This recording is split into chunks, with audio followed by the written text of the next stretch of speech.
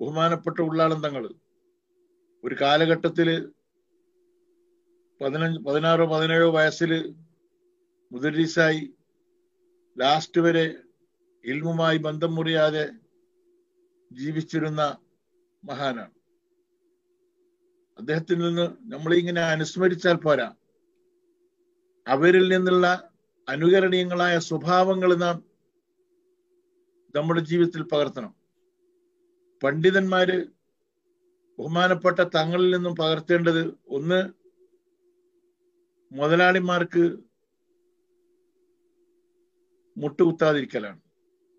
1 കോടി ഉറുപ്പ്യ ഇന്ന് കൊണ്ട് തങ്ങൾക്ക് കൊടുത്തിട്ട് പിറ്റേന്ന് പോയാൽ ആ 1 കോടി ഉറുപ്പ്യന്റെ ഒരു പരിഗണന കിട്ടുമെന്ന് വിചാരിച്ചിട്ടാരും തങ്ങളുടെ അടുത്ത് പോകേണ്ട ആവശ്യമില്ല. അതാണ് തങ്ങൾ.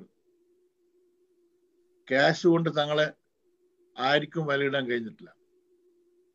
വേറൊന്ന്, കിട്ടിയ ക്യാഷ് ലാസ്റ്റ് ആകുമ്പോൾ നല്ലോണം തങ്ങൾ ഇരിക്കുന്ന ആ മുസല്ലന്റെ അടിയിൽ ആരും കൊടുത്താൽ വെക്കുക. അത് ഉറങ്ങാനാകുമ്പോഴേക്കും വന്നവർക്കെല്ലാം കൊടുത്തു തീർത്തിട്ടുണ്ടാവും.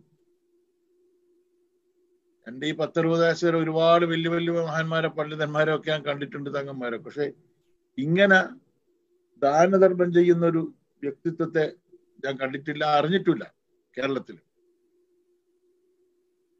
അപ്പൊ ഇതിന് അനുകരണീയമാണ്.